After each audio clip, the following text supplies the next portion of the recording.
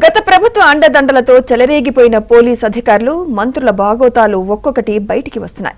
ఇప్పటికే ప్రణీత్ రావు వంటి పోలీసుల అరాచకాలు వెలుగు చూస్తున్న నేపథ్యంలో మాజీ డీసీపీ రాధాకిషన్ రావు, ఏసీపీ ఉమామహేశ్వరరావులపై ఓ వ్యాపారి సీఎంకు ఫిర్యాదు చేశారు. తనను బెదిరించి మాజీ మంత్రి ఎర్రబెల్లి దయాకర్ రావు బంధువు విజయ్ పేరిట తన ఇంటిని రిజిస్ట్రేషన్ చేయించారని బంజారాహిల్స్ కు చెందిన శరణ్ చౌదరి రేవంత్ రెడ్డికి కంప్లైంట్ ఇచ్చారు. అదేవిధంగా తనను నిర్బంధించి 50 లక్షల నగదును కూడా వసూలు చేశారని లేఖలో పేర్కొన్నారు.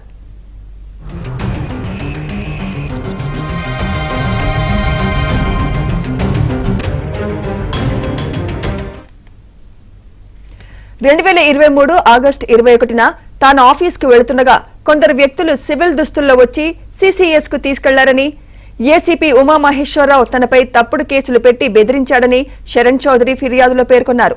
అప్పటి మంత్రి దయాకర్ రావు, డీసీపీ రాధాకిషన్ రావు సూచన మేరకు తనను బంధించి కొట్టారని శరణ్ చౌదరి చెబుతున్నారు.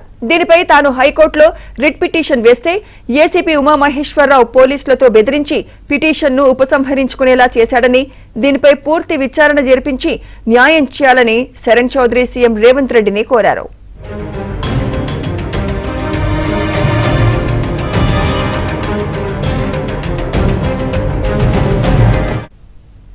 ఇదే అంశంపై మరింత సమాచారం మా క్రైమ్ కరెస్పాండెంట్ శశి అందిస్తారు. శశి, ఫోన్ ట్యాపింగ్ వ్యవహారంలో నిందితుడిగా ఉన్నటువంటి టాస్క్ ఫోర్స్ మాజీ డీసీపీ రాధాకిషన్ రావు పైన శరణ్ చౌదరి అనేటటువంటి వ్యక్తి రేవంత్ రెడ్డికి ఫిర్యాదు చేశారు. కేవలం రాధాకిషన్ రావు పై మాత్రమే కాకుండా సిసిఎస్ ఏసీపీగా పనిచేసినటువంటి ఉమామహేశ్వరరావు మీద కూడా ఈ కంప్లైంట్ చేశారు. తనను వేధింపులకు గురి చేయడంతో పాటు తనకు సంబంధించినటువంటి ఆస్తిని ఒక వ్యక్తికి బదిలీ చేయించేలా తన పైన తీవ్ర స్థాయిలో ఒత్తిడి తీసుకొచ్చారంటూ కూడా ఆయన తన కంప్లైంట్ లో పేర్కొన్నారు. గతంలో తనను తీవ్ర స్థాయిలో వేధించారంటూ కూడా ఆయన చెప్పుకొచ్చారు. అయితే ప్రధానంగా విజయ్ అనేటువంటి వ్యక్తికి తన ఆస్తిని బదలాయించేలా వీళ్ళు ఒత్తిడి చేశారు. విజయ్ అనే వ్యక్తి మాజీ మంత్రి దయాకర్ రావుకు దగ్గర బంధువు అంటూ కూడా తన కంప్లైంట్ లో పేర్కొన్నారు. 2023 ఆగస్టు 21న ఆఫీస్కి వెళ్తున్నటువంటి క్రమంలో కొంతమంది సివిల్ డ్రెస్సులు ధరించినటువంటి వ్యక్తులు పోలీసులు అంటూ చెప్తూ తనను కిడ్నాప్ చేశారంటూ తన కంప్లైంట్ లో పేర్కొన్నారు.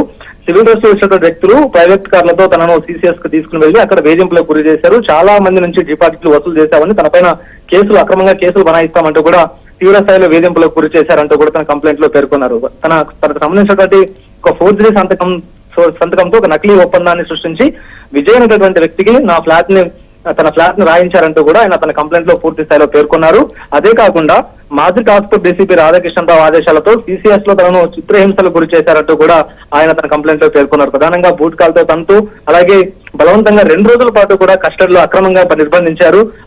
2 రోజుల పాటు కూడా తన తీవ్ర స్థాయిలో చిత్రహింసలు పెట్టారంటూ కూడా ఆయన పేర్కొన్నారు. మొత్తానికి ఆయన వేధింపులు కావలేక ఇక మొత్తానికి విజయ్ అనే వ్యక్తికి తన ఇంటిని రిజిస్ట్రేషన్ చేయించడానికి అంగీకరించారంటూ కూడా ఆయన చెప్పడం కూడా జరిగింది. ఇదే కాకుండా తాను పోలీస్ కస్టడీలో 2 రోజుల పాటు ఉన్నటువంటి సమయంలో తనకు తెలియకుండా తన కుటుంబ సభ్యులు కూడా తీవ్ర ఒత్తిడి తీసుకొచ్చి వారి నుంచి సుమారు 50 లక్షల రూపాయలకు బదిలీ చేయించారంటూ కూడా ఇప్పటికీ అతను పేర్కొన్నారు. తనకు న్యాయం చేయాలంటూ కూడా రేవంత్ రెడ్డికి ఆయన విజ్ఞప్తి చేశారు. రైట్.